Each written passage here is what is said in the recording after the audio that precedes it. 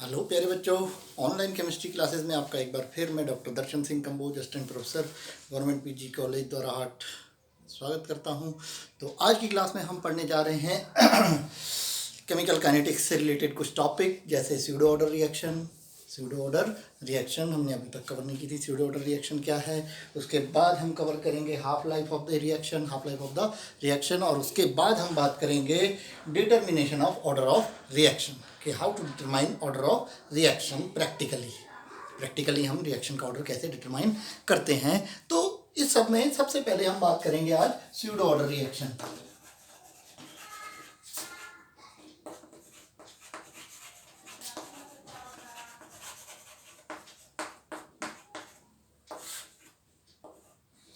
The reaction for which experimental order is different from the actual order. दो orders की बात मैं यहाँ कर रहा हूँ, एक एक्सपेरिमेंटल ऑर्डर और एक एक्चुअल ऑर्डर। अगर किसी रिएक्शन का एक्चुअल ऑर्डर और एक्सपेरिमेंटल ऑर्डर अलग है तो वो स्यूडो ऑर्डर कहलाएगी। इतनी सी बात है। दो कौन से, एक है एक्सपेरिमेंटल ऑर्डर एंड और दूसरा actual order of reaction. The reaction for which there is difference between experimental order and actual order of the reaction, that reaction is particularly called what? Pseudo order reaction. Now why this experimental order of reaction is different? This experimental order for some reactions is different from the actual order due to certain conditions.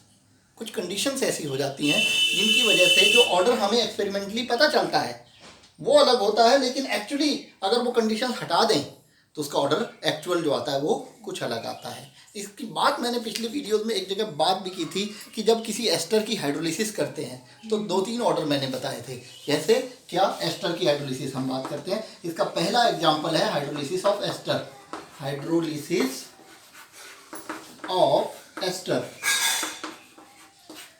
Of esters. तो ester हम ले लें ethyl acetate is CH3COOC2H5. This is ethyl acetate. When it is hydrolyzed by acid, acidic water means acid की presence में इसकी hydrolysis करते हैं तो ये acetic acid plus ethyl alcohol बनाता है CH3COOH plus ethyl alcohol C2H5OH। अब जब नॉर्मली इसका हम ऑर्डर डिटरमाइन करते हैं तो ऑर्डर ये आता है, ये फर्स्ट ऑर्डर है और इसका रेट जो है ओनली इसकी कंसंट्रेशन पे डिपेंड करता है, इसकी कंसंट्रेशन पे डिपेंड नहीं करता है। ठीक है, इसकी कंसंट्रेशन पे डिपेंड नहीं करता है एक्सपेरिमेंटली हम नॉर्मली जब करते हैं। ठीक है, तो नॉर्मली किया तो रेट ऑफ रिएक्शन जो आता है पता चलता है। हम पहले डिस्कस कर चुके हैं इस रिएक्शन को, तीन मैंने इसके अलग अलग ऑर्डर्स बताए थे। Rate of reaction is equal to K into concentration of CH3COO C2H5। बेटा बुक्स में आपको ना इसकी दो ही ऑर्डर मिलेंगे, तीसरा ऑर्डर मैंने बताया है। बुक्स में आप टेक्स्ट देखेंगे, कुछ कॉमन टेक्स्ट अगर देखेंगे तो उसमें आपको इसके दो ऑर्डर मिलेंगे। एक तो ये कि ये फर्स्ट ऑर्डर रिएक्शन है, मीन्स इसका रेट ऑफ रिएक्शन एक ही कंसंट्रेशन टर्म पे डिपेंड कर रहा है। लेकिन अगर ये नॉर्मली जो बात है, नॉर्मली हम करते क्या हैं कि इथाइल एस्टेट लेते हैं, उसमें हम पानी में थोड़ा सा एसिड डाल के और पानी डाल देते हैं। तो पानी बहुत ज़्यादा अमाउंट में डालते हैं, यानी कि वाटर इज इन एक्सेस, और एक्सेस में इसकी कंसंट्रेशन में थोड़ा बहुत फर्क पड़ा भी तो वो रेट पे कोई फर्क नहीं डालेगा, क्योंकि बहुत ज़्यादा है तो उसकी कंसंट्रेशन का चेंज ऑब्जर्वेबल ही नहीं होगा। एक्सेस की कंडीशन में बहुत ज़्यादा है तो थोड़ा बहुत कंसंट्रेशन बदल भी गया तो उससे कोई फर्क नहीं पड़ने वाला है। दैट्स वाई यहाँ हमें इसकी कंसंट्रेशन पे डिपेंड कर रहा है या नहीं कर रहा है हमें पता नहीं चल रहा है। लेकिन जब हम इसको एक्सेस में ना लें, जब हम इसको लिमिटेड क्वांटिटी में लें, हिसाब से लें, एक्सेस ना रखें, तब रेट क्या आता है, एक्चुअल जो आता है rate of reaction equal to K into CH3COO ET लिख देता हूँ मैं, ET मतलब C2H5 होता है, इंटू H2O। यानी कि अब ये रिएक्शन क्या हो गई, सेकेंड ऑर्डर। यानी कि ये एक्चुअल हो गया, ये एक्सपेरिमेंटल हो गया। ठीक है, एक्सपेरिमेंटल और एक्चुअल ऑर्डर में यहाँ डिफरेंस है। यहाँ n इक्वल्स टू क्या है 2 है, यहाँ n इक्वल्स टू क्या है 1 है। तो जिस भी रिएक्शन में एक्चुअल और एक्सपेरिमेंटल ऑर्डर में डिफरेंस हो, that will be called what, pseudo order reaction. Is it okay? Experimental order 1 है, एक्चुअल ऑर्डर। लेकिन असल में बहुत गंभीरता से अगर देखें, बहुत गंभीरता से मतलब क्या है कि हम जो ये कैटलिस्ट लेते हैं ना, कैटलिस्ट बहुत ट्रेस अमाउंट में लेते हैं, उसकी कंसंट्रेशन का कोई फर्क नहीं पड़ता है, या तो उसको एक्सेस में ले लीजिए या उसको ट्रेस में ले लीजिए। तो कैटलिस्ट तो हम ट्रेस अमाउंट में लेते ही हैं ऑलरेडी, थोड़ा सा ही लेते हैं, लेकिन इसको भी अगर हम अच्छे खासे अमाउंट में लें तो इससे भी रेट पे फर्क पड़ता है। तो असली जो सच्चा वाला इसका ऑर्डर है, अगर हम इसकी कंसंट्रेशन को भी कंसीडर करते हैं तो सच्चा n इक्वल्स टू क्या हो जाएगा, अब 3 हो जाएगा। यहाँ पे ये प्लस साथ में क्या जोड़ देंगे, एक और H प्लस, तीनों पे डिपेंड करेगा। ठीक है, ये कंपटीशन में आपको मदद करेगा। कंपटीशन में असल में इसका सबसे सही आंसर ये होता है अगर गिवन है तो।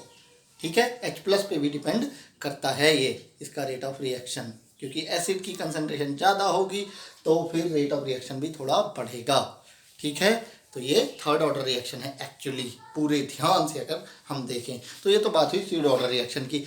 स्यूडो ऑर्डर रिएक्शन के बाद हम बात करते हैं half life of the reaction. एक और एग्जांपल मैं आपको बता देता हूँ यहाँ स्यूडो ऑर्डर का, सॉरी, एक और एग्जांपल हम बात कर लेते हैं। एक ही एग्जांपल ना याद करके आप 2 याद कर सकते हैं। दूसरा एग्जांपल है वो भी हाइड्रोलिसिस का ही है। जनरली हाइड्रोलिसिस की रिएक्शंस ही इसमें कंसीडर होती है, क्योंकि हाइड्रोलिसिस में वाटर एक्सेस लिया जाता है, और जब भी एक्सेस लिया जाएगा उसकी कंसंट्रेशन पे डिपेंड तो होता होगा, लेकिन पता नहीं चलेगा। तो वो एक ऑर्डर जो आना था उससे ज़्यादा वो एक कम आएगा। Hydrolysis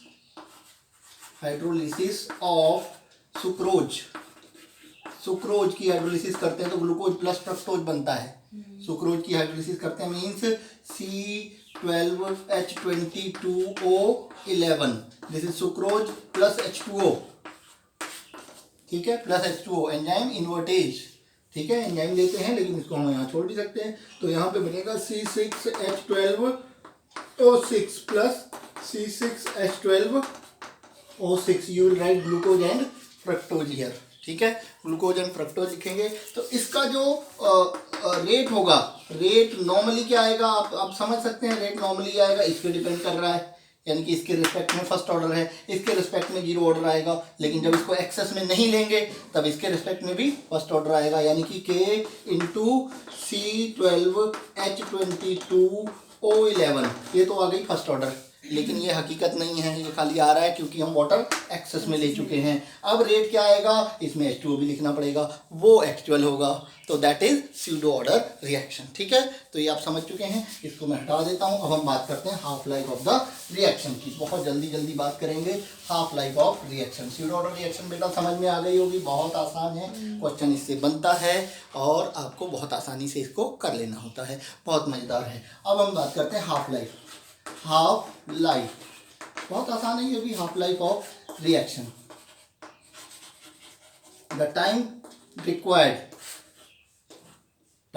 required for conversion of half of the concentration from initial concentration. मतलब आपने कोई रिएक्टेंट लिया था, इसकी इनिशियल कंसंट्रेशन A0 थी, ये रिएक्टेंट A लिया था, ये प्रोडक्ट में बदल रहा है, रिएक्टेंट लिया प्रोडक्ट में बदल रहा है। इनिशियल कंसंट्रेशन इसकी, इनिशियल कंसंट्रेशन इसकी क्या थी, A0 थी। ठीक है, तो उतना टाइम, जितने टाइम में इसकी कंसंट्रेशन जो हो, कंसंट्रेशन वो A0/2 हो जाए। The time in which reactant becomes half of its initial concentration is known as half life, represented by T half। The time taken to convert a reactant half of its initial concentration, याद रखना है half of initial concentration।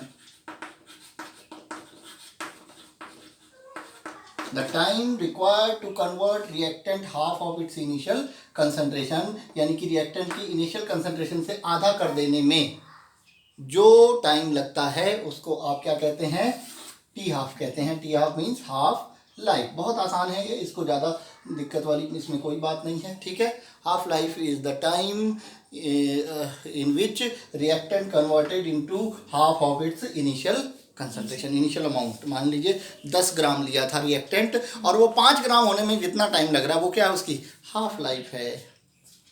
10 ग्राम से 5 ग्राम होने में जितना time ले रहा है वो क्या उसकी हाफ लाइफ है। इससे रिलेटेड कॉम्पिटिटिवली बहुत इंपॉर्टेंट चीज़ें हैं, बात करेंगे अगले कुछ वीडियोस में। अब मैं कंपटीशन के काम को थोड़ा सा पॉज कर रहा हूँ, मैं करूँगा कभी, लेकिन अब थोड़ा सा सिलेबस का प्रेशर काफ़ी है तो मुझे जल्दी से सिलेबस को टेकअप करते हुए आगे बढ़ना है, तो इसलिए मैं थोड़ा सा उसको अभी स्किप कर रहा हूँ, लेकिन we will do it in the next after some time, ठीक है। तो अब मैं सिलेबस जल्दी से कर रहा हूँ। तो अब हाफ लाइफ जो है zero order, first order, second order के लिए हाफ लाइफ हम कैसे पता करेंगे, हाफ लाइफ कैसे करेंगे, तो पहले हम बात करेंगे zero order reaction, zero order की हाफ लाइफ, रिएक्शन की हाफ लाइफ कैसे निकाली जाती है देखिएगा, बहुत आसान है। क्या होगा, जीरो ऑर्डर रिएक्शन, मान लीजिए ए रिएक्शन है टू प्रोडक्ट्स, ठीक है, ए रिएक्शन टू प्रोडक्ट्स और जीरो ऑर्डर है तो इसकी इंटीग्रेटेड रेट इक्वेशन क्या होगी, k equals to a not minus a upon t. ये जीरो ऑर्डर के लिए इंटीग्रेटेड रेट इक्वेशन है, हमने इंटीग्रेटेड रेट इक्वेशन यूज करनी है किसी भी ऑर्डर के लिए। तो जीरो ऑर्डर है तो ये होगी। अब at time equals to t half, मतलब टाइम क्या हो गया, टी हाफ हो गया। तो अगर टाइम टी हाफ है, ठीक है, तो ए कितना होगा, ए होगा, कंसंट्रेशन कितनी होगी, ए नॉट बाई 2 हो जाएगी, ए नॉट बाई 2 हो जाएगी, यानी कि शुरुआत की कंसंट्रेशन जो टाइम टी हाफ पे जो ए होता है वो ए नॉट बाई 2 हो जाता है, हमेशा शुरुआत की कंसंट्रेशन का आधा हो जाता है। तो ये वैल्यूज लगा दें तो के इक्वल्स टू क्या आएगा, A not minus A not by 2 upon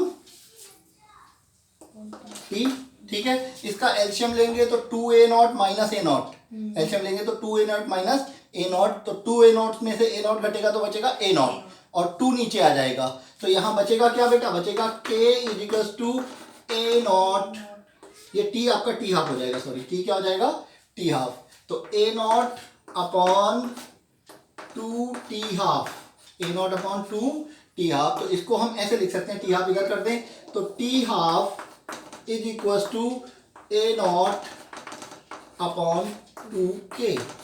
कई बार ये रिलेशन प्रूव करने को आ जाता है, prove that t half of zero order reaction is equal to a not upon 2k, ये प्रूव करने को आ सकता है आपका। तो ये आप प्रूव कर सकते हैं बहुत आसानी से। या क्वेश्चन क्या आता है, क्वेश्चन लिख लीजिए, prove that the half life of zero order reaction is directly proportional to initial concentration. Means यहाँ से ये देखिए, यहाँ ये t half is equal to a not upon 2k है, ये कांस्टेंट है, कांस्टेंट हटा दे तो क्या बन जाएगा, प्रोपोर्शनल। तो T half proportional to what, a not, T half proportional to a not. तो ये क्वेश्चन आ जाता है, प्रूव दिस कि half life of zero order reaction directly proportional to initial concentration of the reactant. मतलब initial concentration ज़्यादा होगी तो हाफ लाइफ भी ज़्यादा होगी और इनिशियल कंसंट्रेशन कम होगी तो हाफ लाइफ भी कम होगी। ये बात प्रूव करने को आ जाती है। क्वेश्चन लिख लीजिए, prove that half life of zero order reaction is directly proportional to initial concentration of reactant. Proof ये आ जाएगा, ठीक है। ये बहुत आसान है, आपको के दिया हो, इनिशियल कंसंट्रेशन दिया हो तो आप हाफ लाइफ निकाल सकते हैं जीरो ऑर्डर की। के दिया हो और इनिशियल कंसंट्रेशन गिवन हो तो T half equals to a not upon 2k होता है, ठीक है। अच्छा, एक चीज मैं और बता दूं, ठीक है, एक चीज मैं और बता दूं, जो हाफ लाइफ है, हम हाफ लाइफ की बात कर रहे थे, हाफ लाइफ टी हाफ भले ही किसी ऑर्डर की रिएक्शन हो, it is always inversely proportional to K, it is always inversely proportional to K, मतलब उस रिएक्शन के रेट कांस्टेंट के इनवर्स प्रोपोर्शन में होगी। तो इससे क्वेश्चन क्या बनते हैं, हमेशा होगा ये, ठीक है। इससे क्वेश्चन क्या बनते हैं कि अगर एक रिएक्शन थी उसके के की वैल्यू इतनी थी, दूसरी, दोनों फर्स्ट ऑर्डर में मान लीजिए, दूसरी रिएक्शन थी उसकी के, या किसी भी ऑर्डर की दूसरी रिएक्शन थी उसकी के की वैल्यू उससे ज़्यादा थी, उससे ज़्यादा थी, एक की के की वैल्यू कम है, एक की के की वैल्यू ज़्यादा है, तो पूछेगा बताइए कि इसका जो है टी हाफ किसका ज़्यादा होगा, किसका ज़्यादा होगा, जिसकी के की वैल्यू कम होगी उसका जो है लेसर द के greater will be T half, एक चीज और, अब इससे एक क्वेश्चन और बनता है बेटा, मैं कॉम्पिटिटिवली बात कर रहा हूँ, एक क्वेश्चन और बनता है। देखिए अगर हम टी हाफ को टी लिख दें तो T1 प्रोपोर्शनल टू 1/K1 कह सकते हैं, पहला टी हाफ, दूसरा पहला K1, ठीक है। T2 प्रोपोर्शनल टू 1/K2 कह सकते हैं, तो T1/T2 is equal to K2/K1।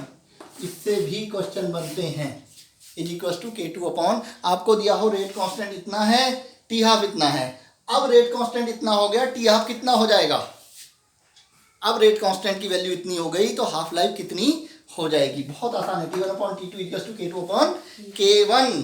बहुत बढ़िया है ये क्वेश्चन आपके बड़े बड़े कॉम्पिटिशन्स में पूछे जाते हैं, इवन नेट गेट में भी ये पूछा जाता है बेटा, इसका आप ध्यान रखेंगे। नेट गेट में भी आपको ऐसे क्वेश्चन मिलेंगे, नेट क्वालिफाई करने के लिए आपको इसकी हेल्प लेनी पड़ेगी ऑर्डर ऑफ रिएक्शन की, ठीक है।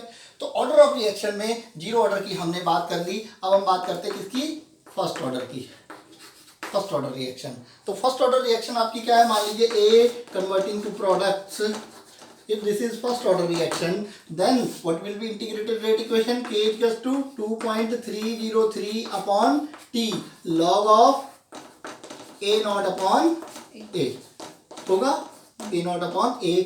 तो at time K equals to what, T half, time क्या हो, T half हो, तो A equals to क्या हो जाएगा, ये सब जगह होता है, A equals to हो जाएगा A naught upon 2, जो कंसंट्रेशन होगी वो इनिशियल की आधी हो जाएगी, A naught upon 2 हो जाएगी, शुरू में A naught थी तो अब A naught by 2 हो जाएगी। अब वैल्यूज प्लेस कर दें तो मैं T को K equals to 2.303 upon T half, T की जगह हम क्या प्लेस कर देंगे, T हाफ, क्योंकि टाइम T हाफ है, टाइम T हाफ पे ये कंडीशन आप रख सकते हैं क्या, A equals to A naught by 2, तो ऊपर तो रहेगा A naught और नीचे क्या आ जाएगा A naught by 2, तो A naught और 2 जो होगा आपका ऊपर चला जाएगा, 2 ऊपर चला जाएगा, A naught कैंसिल, तो ये बचेगा 2.303 upon T half log 2, log 2 की वैल्यू होती है 0.3010, log 2 ये बचा आपका यहाँ पे log 2,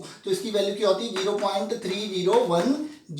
तो अगर हम 0.3010 को इससे मल्टीप्लाई करते हैं तो 2.303 से तो ये आता है 0.691। तो अब यहाँ पे क्या हो जाएगा, टी हाफ इधर ले रहा हूँ मैं, t half is equal to 0.693 over k, 0.693 over के, ये आ जाएगा आपका टी हाफ। अब यहाँ देखिए t half is equal to ये खाली के पे डिपेंड है, इनिशियल कंसंट्रेशन के डिपेंड नहीं है। तो यहाँ से क्वेश्चन क्या बनता है, क्वेश्चन ये भी आ सकता है कि prove this for first order reaction, prove this, ये भी आ सकता है। क्वेश्चन ये भी आ सकता है कि प्रूव दैट इनिशियल कंसंट्रेशन के इंडिपेंडेंट है टी हाफ, क्वेश्चन ये आता है prove that the half life of first order reaction is independent of initial concentration of reactant, ठीक है, यानी कि T half independent of what, a not, A not पे बिल्कुल डिपेंड नहीं कर रही है, यहां से प्रूव हो जाता है, बात खत्म। यहां से प्रूव हो जाता है कि ये इसमें टी हाफ तो है ही नहीं ना, ए नॉट तो है ही नहीं, ठीक है। इसका मतलब क्या है कि आप कोई फर्स्ट ऑर्डर रिएक्शन है, ठीक है, और उसका हाफ लाइफ इनिशियल कंसंट्रेशन कितनी भी रखो वो हाफ लाइफ बदलेगा नहीं, वही रहेगा, इनिशियली वो कितना भी रहा हो उसकी हाफ लाइफ वही की वही रहेगी। इसी पे बेस्ड है आपका क्या, इसी पे बेस्ड है आप एज निकालते हैं कि डायनासोर्स इतने साल पहले रहे होंगे। वो क्या होती है, कार्बन डेटिंग होती है। कार्बन डेटिंग क्या होती है, रेडियो एक्टिव डीके पे आधारित होती है कि बॉडी के अंदर कार्बन 14 होता है जो रेडियो एक्टिवली ख़त्म होता रहता है, रेडियो एक्टिव उसका डिकम्पोज होता रहता है। जब वो बॉडी जिंदा होती है तो उसमें एक फिक्स अमाउंट होता है कार्बन 14 का, कि हमें पता रहता है कि बॉडी में उसके वेट के हिसाब से कितना कार्बन 14 होगा, ठीक है। अब वो मर गई, हमको उसके मरे हुए अवशेष मिले, ठीक है। अब मरे हुए अवशेषों में हमने निकाल लिया कैलकुलेट करके कि इसमें कार्बन 14 कितना % है, शुरू में कितना, जिंदा के टाइम पे कितना होता है। अब जो जैसे ही वो मरा तो मरने के बाद उसमें कार्बन 40 का डीके होना शुरू हुआ होगा, कार्बन 14 धीरे धीरे खत्म होना शुरू हुआ होगा। तो वो ख़त्म होगा एक फिक्स्ड रेट से, उसकी जितनी हाफ लाइफ होगी और हाफ लाइफ के हिसाब से ख़त्म होता जाएगा और अब कितना मिला उसके हिसाब से हम उसकी कितना पुराना रहा होगा ये निकाल सकते हैं। लेकिन कब? क्योंकि रेडियो एक्टिव डीके जो होता है, कोई चीज़ रेडियो एक्टिविटी से ख़त्म होती रहती है, वो फर्स्ट ऑर्डर रिएक्शन के थ्रू होता है और फर्स्ट ऑर्डर रिएक्शन की हाफ लाइफ कंसंट्रेशन पे डिपेंड नहीं करती है। मतलब कंसंट्रेशन कितनी भी हो उसके ख़त्म होने का रेट वही रहेगा, हाफ लाइफ वही रहेगी। इतने में आधा हो जाएगा, फिर उसके उतने में ही आधे का आधा हो जाएगा, फिर उसके उतने में आधे का आधा हो जाएगा। तो इसके हिसाब से यानी कि एक्स पे डिपेंड नहीं करेगा कि किसी एनिमल में शुरू में ज़्यादा था तो वो तेज़ी से ख़त्म होगा, जैसे जीरो ऑर्डर में हो रहा था। शुरू में ज़्यादा लीजिए तो हाफ लाइफ भी ज़्यादा होगी और कम लीजिए तो हाफ लाइफ भी कम होगी। फर्स्ट ऑर्डर में ऐसा नहीं होता है। तो इसलिए रेडियो एक्टिव डीके को एजिंग, पुराने पड़े हुए फॉसिल्स की एज हम कैलकुलेट कर लेते हैं by carbon 14 dating. And carbon 14 dating is totally chemical kinetics, पूरी केमिकल काइनेटिक्स यूज़ करते हैं उसमें और ये वाला रिलेशन यूज़ करते हैं। हमें क्या, कार्बन के लिए के की वैल्यू चाहिए, कार्बन के डीके के लिए उसकी हाफ लाइफ पता चल जाएगी। हाफ लाइफ पता चल गई तो कितनी हाफ लाइफ पुराना वो है वो निकल जाएगा, कितनी हाफ लाइफ उसकी अब तक पूरी हो चुकी हैं। ये सारा कैलकुलेशन आपको सीखना भी है। मैं कुछ वीडियो अगर आप रिक्वेस्ट करेंगे तो मैं कैसे कार्बन डेटिंग हो जाती है उसके वीडियो आपको सॉल्व करके अपलोड करूँगा, ठीक है, अगर आप रिक्वेस्ट करेंगे। काफ़ी सारी रिक्वेस्ट आ रही हैं वैसे अपनी आपके कमेंट्स में बहुत सारी रिक्वेस्ट भी आ रही हैं। तो अब मैं बात करूँ सेकेंड ऑर्डर रिएक्शन की, ठीक है, सेकेंड ऑर्डर रिएक्शन की। तो सेकेंड ऑर्डर रिएक्शन के लिए हाफ लाइफ हम बात करेंगे।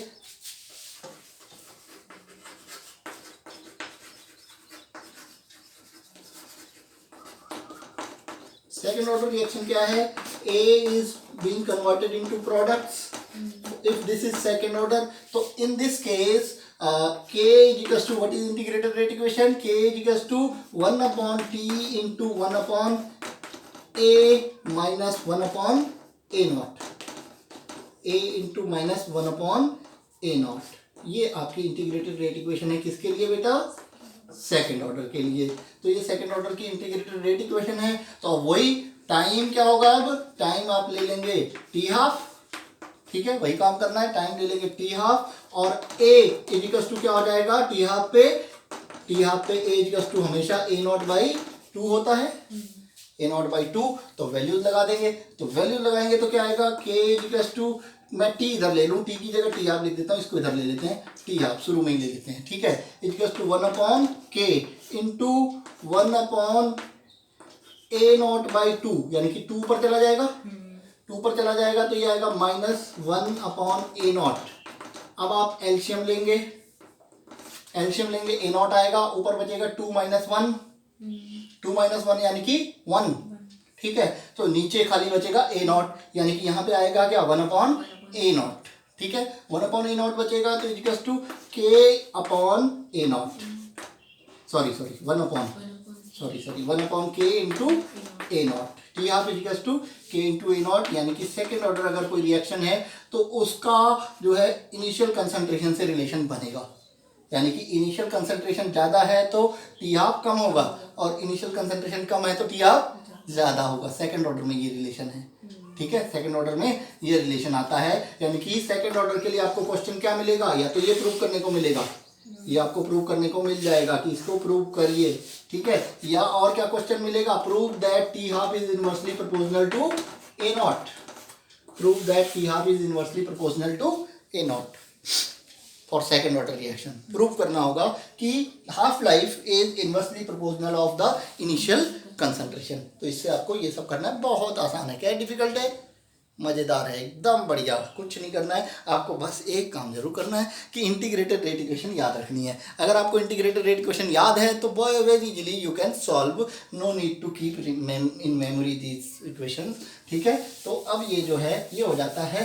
तो अब एक चीज़ और कर लेते हैं, first order, zero order, second order सब कर लिया, ठीक है। तो सबके हिसाब से अगर हम कहते हैं कि कोई रिएक्शन, थर्ड केस, कोई रिएक्शन nth ऑर्डर है, कोई रिएक्शन क्या है, nth ऑर्डर है, मतलब ऑर्डर कुछ भी है, ठीक है, तो उसके लिए रिलेशन क्या होगा, टी हाफ, अभी हम देख रहे थे, t half proportional of 1 upon A naught की पावर n-1, ये याद रखें। nth ऑर्डर के लिए t half proportional to 1 upon A naught की पावर n माइनस 1। ये कैसे लिया हमने? सारी इक्वेशंस को प्लॉट करते जब हम सारे डेरिवेशन देखते हैं उसके हिसाब से हमें जनरलाइज कर देते हैं। From above all we can say, from above all we can say nth order, for nth order reaction T half is inversely proportional to initial concentration की पावर n minus 1। देखिए आपका जीरो ऑर्डर में क्या था? T half proportional to a not था, ठीक है। यहाँ देखिए जीरो रखिए, जीरो रखेंगे तो बच्चे की पावर क्या? -1। -1 यानी कि ऊपर चला जाएगा, सीधे आ गया। 1 रखिए, जीरो हो जाएगा, यानी कि ए नॉट की पावर 0 यानी इंडिपेंडेंट, डिपेंड नहीं करेगा। 2 रखिए, 1 आ जाएगा तो इट नीचे आ जाएगा। 3 रखिए तो थर्ड ऑर्डर के लिए क्या हो जाएगा? स्क्वायर पे डिपेंड करेगा। 3 रखिए तो 3 रखिए तो स्क्वायर पे, और 4 रखिए तो पावर 3 पे, ऐसे होता जाएगा ये। यानी फोर्थ ऑर्डर रिएक्शन है तो उसका टी हाफ और ए में रिलेशन क्या होगा? फोर्थ ऑर्डर के लिए t half will be inversely proportional to a naught cube. Fourth है n माइनस 1 हो जाएगा। तो ये बहुत आसानी से ये सारे रिलेशन आपके बन जाएंगे। तो for nth order reaction t half is inversely proportional to a naught, and for all order reactions nth order reaction के लिए t half always inversely proportional to k. कोई किसी भी ऑर्डर की रिएक्शन हो t half k inversely proportional तो होता ही होता है, वो तो है ही है। सब जगह आप देखेंगे नीचे में के मिलेगा आपको, वहीं पे जहाँ पे एक में था वहाँ पे सब में मिलेगा। तो T half always inversely proportional to K and T half is inversely proportional to 1 upon n minus 1। n is order of reaction. So that's all for today, thank you. Methods of determination में अगले video में करूँगा, बहुत बड़ा हो जाएगा क्योंकि वो भी एक बड़ा टॉपिक है, ठीक है। मैं सोचा था आज करेंगे बट ये लंबा हो गया। Thank you.